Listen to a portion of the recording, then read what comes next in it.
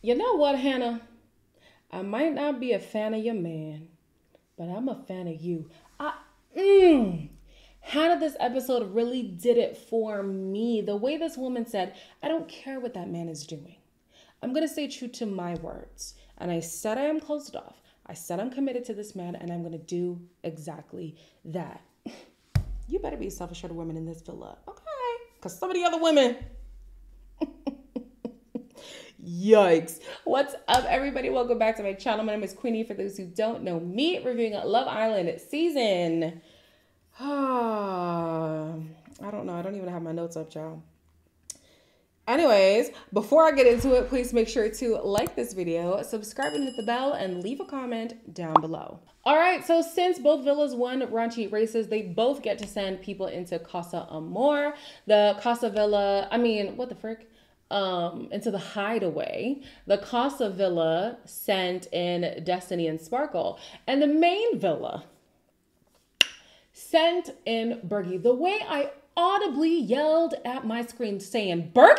Bergie! Bergie! Bergie! How you feeling, my friend? You want the hideaway? I'm a completely new person going back into the hideaway, and this time I'm excited. Feeling good, feeling sexy, and I'm ready for the hideaway. I have questions about both of the people who were sent into the hideaway. With Bergie, does Bergie discriminate, or does he just give energy to whoever is giving energy to him? And on one hand, yes, like I said in the other video, you need to diversify your portfolio. Yeah, whatever. However, you also need to know what you want and know what you're looking for and not just say yes to anybody who looks in your direction. And ironically enough, Destiny has that same trait where if it's a new guy who shows her interest, she's all in for it. And it seems as if she doesn't discriminate either. It's concerning on both sides. In the hideaway, I felt like I was watching Love is Blind looking at Destiny because she fell asleep immediately, just like Tiffany did in the pods. And then with Bergie, he expresses that he struggles with initiating physical affection. And so Amber is going to help him out with that. I'm in the hideaway of Destiny. I'm just like, oh, what am I going to talk about? What am I going to say? I'm not good at going in for the kiss. I don't know when to do that. And I don't know if it's just because I'm uncomfortable with it. Oh no. If Bergie and Amber genuinely explore things, I do think that she can help him get him out of his shell. Because even the next morning, we saw him initiating physical touch with her, kissing her, and then filling up on her. And he even said, I'm feeling more comfortable now. So yeah, I know. Maybe this could add to his growth since everybody loves the growth narrative. And then with Destiny, I don't even know why. After the hideaway, she's telling the girls it was such a good night. Y'all didn't do anything. And even in the morning, you barely spoke. Her whole excitement for going into the hideaway was because they were going to have intimate alone time together. You shut that down by falling asleep. Anyways, child. So, Keenan says that as he's getting to know Fun Size, he's realizing, yes, he does have a strong connection with her. And through that connection, his feelings for KK are getting stronger. More and more I'm starting to miss KK a little bit more. It's because I'm exploring. If today, at this very second, I had to make a decision, I would still go with KK. But I am progressing with Naja. And if I had maybe a day or two more with Naja, it might switch in Naja's favor. Am I missing something? Because how is you forming a deeper connection with another woman encouraging the deep connection you have with your main woman? To me, that doesn't make sense. This is what missing somebody looks like. This is how you act when you're missing somebody. You talk about, oh, I'm so hard. She talk about, ooh, let me feel it. Don't miss me. If I'm with a man and this is how y'all miss people, don't miss me. Now, in the night, Leo was on top of Miss Johnny. And if you ask me, the only reason why you would have to be getting on top of somebody in the bed is because you're doing the do, okay? So the next morning, He's barely able to keep his eyes open because he's been busy all night. Wake up. I'm sorry. What kept you up? Oh, talking? Just talking. Jesus. Keep things slow and, you know, have the conversations I need to have. I have never seen a cast of people be so quick to get sexual with each other. So far, there's been how many couples that have had sex? 2? And then I don't know if you want to count Marco and Thing as also having sex, but sexual activities. Like, it's just, and then who else, and who knows what else was going on in the main bedroom under the sheets. Like, it's a lot. And so again, with these two, I hope that they talk about what expectations are when it comes to being in a sexually active relationship. And yeah, later on we start to see that Leo is literally thinking, well, should I bring her home? You have now sexed her. You haven't even had sex with Cassie. And bringing her back is a question. Men are scary. Now, Marco can't hold a secret to save his life because he feels so hard pressed to let Kenzo know what Leo's been up to. Really? Last night? It was good. That was a good shot. Was it good? Fire. Good. I'm happy for you, bro. He did? Yeah. Who told you? He told me. You should have known that by doing that. Like, there's no going back. He wants to make sure the vibe stays like it is, you know? Yeah. Not jumping the gun or nothing. I agree with Kenzo. I feel like once you have sex with somebody on this show, you've gone past the point of return. Because if Cassie comes back, either single or not, and finds out that you had sex, it's going to be World War III. You had sex with somebody and not sex. Actually, it's damned if you do, damned if you don't. Because if you had sex with her and you didn't have sex with Cassie, it's like, wow, so she's more important than me? Then if you had sex with Cassie and then also had sex with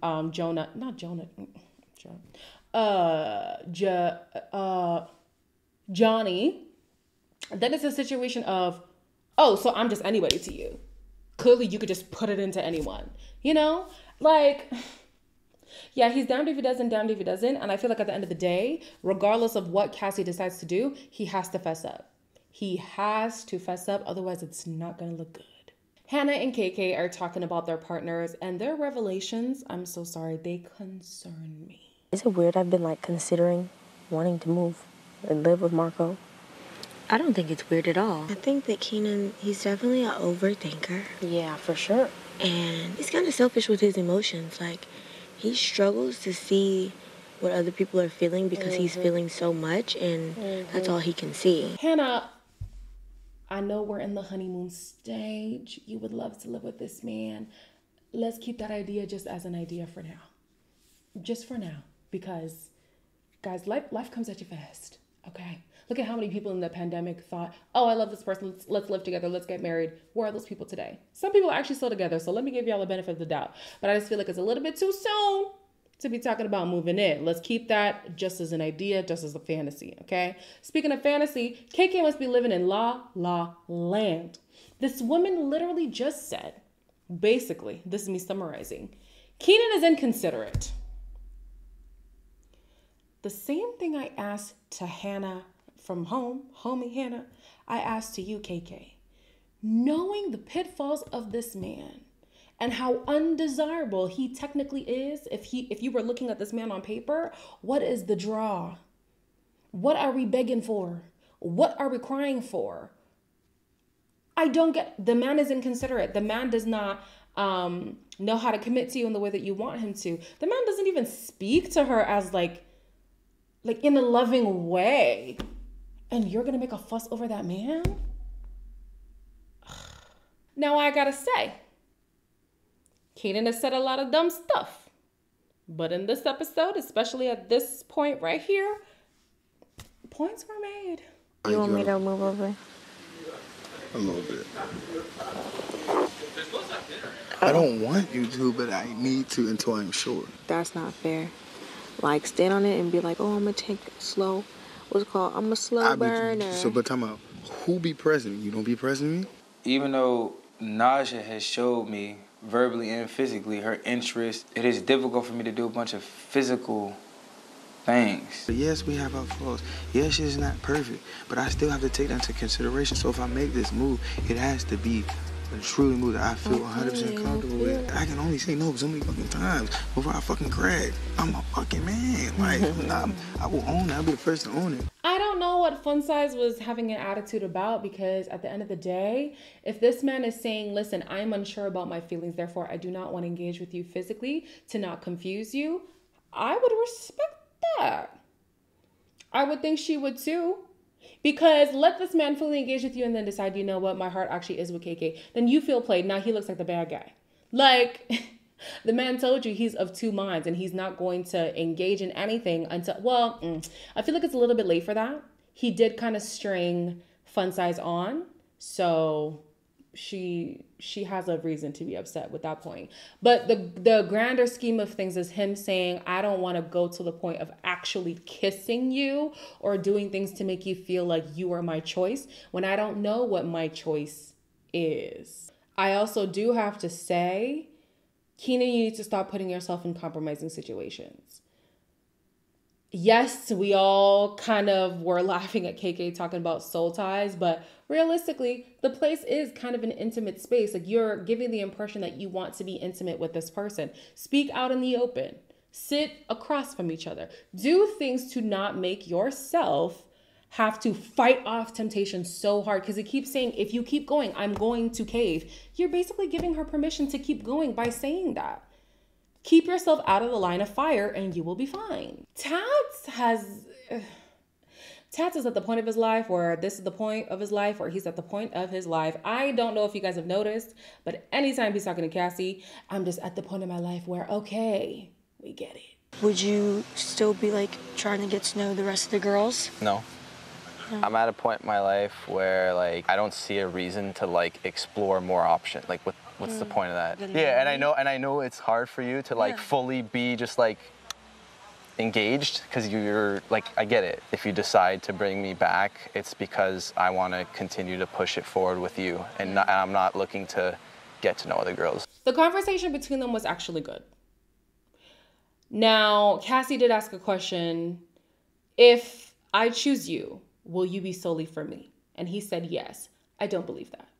I don't believe that. I think that he's been presenting himself very well in Casa, but whether or not his eye's gonna wander in the main villa, I don't know. And also, you don't know who's in the main villa. There are girls over there too who will likely be brought back by the guys. So to say categorically, oh no, it's you and only you, and it's only been 3 days, Cassie, I wouldn't fall for that. The word gets around that Leo has had sex with Johnny, and imagine being a guy dating a woman and her name is Johnny. And you're straight, you know? And so they're coming to terms that, man, Leo's kind of a hoe. But it wasn't like my intentions. Just happened. Have you done with Cassie? Yeah. He's just doing day 2. That's too much. Like, even though he says, like, I'm willing to get to know other people, have conversation, contradiction when you do stuff like that. Before, like, literally 2 days ago, it was what? It'll take so much for me to turn my head. He took her bracelet off. He's not wearing it right now? No. I could never take this cross off. Well, welcome to the party. If it was not last night, the night before, Leo called himself a slut. And then he started making pumping gestures in the mirror. Like, the man has already accepted that this is who he is. Y'all need to get with the program. We're gonna skip to the main event. There were a lot of meaningless conversations that I did not care about because I knew the highlight of this episode was this video. The women are sitting together. Hannah is absent, but they get a text and it's a video from the main villa. The producers are on smoke. Soul Ties is crazy. Who's that? Stop, I can't see you. Soul Ties is crazy. Soul Ties is crazy.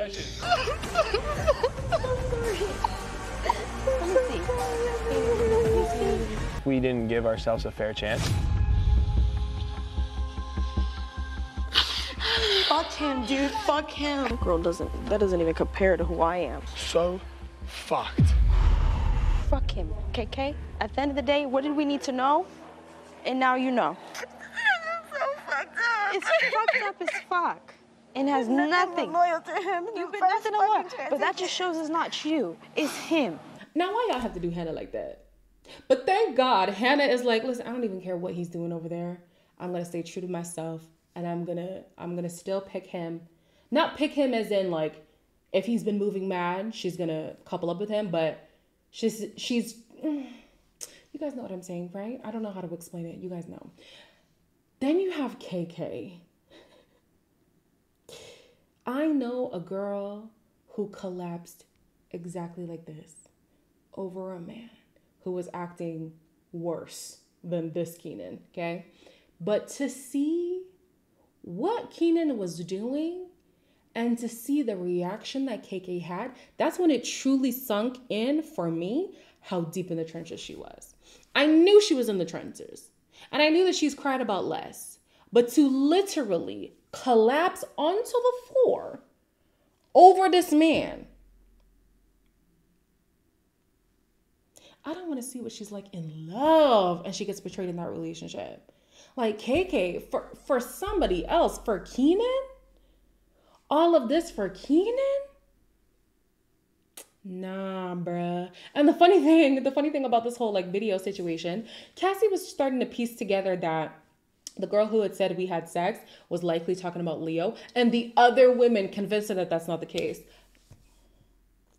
It's going to be an interesting reunion. At the end of the episode, KK, like, if my heart was in pieces, it's now been like shattered completely. She now believes that she is the reason why Keenan is moving like this, because she's just not good enough for him. I feel like the stupid loyal girl who is falling for a guy who falls for every goddamn girl who looks his way. Like, why does it happen to me? Like, I don't get it. It just feels like no matter what I do, it's not good enough. I have literally made so many compromises. I've been patient with him. I've given this man every single part of me, and it still has not been enough for him. When she said she compromised so much to be with this man, I was like, and that is the problem. You lost yourself in a man. Like, you lost yourself. You made all of these accommodations for him when he wasn't making these accommodations for you. Now he's out here gallivanting, to your knowledge, gallivanting, living his best life, and you've been stressing out, and he hasn't given you that same consideration. You literally, in this episode, just called him out for being inconsiderate. And so, thank God, Hannah is speaking life into her, saying, you are that girl. Now, she kind of made comments about fun size. I don't know if she was saying, like, you're better looking than her or whatever. I don't know, but she was trying to comfort her friend. So I guess we'll let it slide, you know? Hannah was basically saying, don't let this man now define who you are. You are that girl. You were that girl before you met him, and you will continue to be that girl in the absence of him. But KK needs to believe that she is that girl. And unfortunately, she doesn't, because if Keenan does not accept her completely, she then feels like, I'm the problem. I'm not good enough. Girl, no. You need to decide that he's not good enough for you. He is not able to provide you the things that you want. So then you can decide to get up and leave. It's literally not by force to be with this man. It is not by force at all. And that's not to say that she needs to go partner up with Chomi, because if you don't like him, you don't like him. But you can come back single and you say, deuces up. I'm going to live my best life in this villa as long as I'm here. And you had a good thing and you lost it. Bye. Sucks to be you. Like, anyways, we'll see what's going to happen in the recoupling on Sunday. I'm sure it is going to be chaos. Yeah, they tried to break up Hannah and Marco, but that could be so easily resolved, honestly. Like, that was a waste of time. But Cassie and Leo, done. KK and Keenan, I hope that's done. Anyways, as always, please make sure to like, comment, share, and subscribe. And I'll see you in the next one.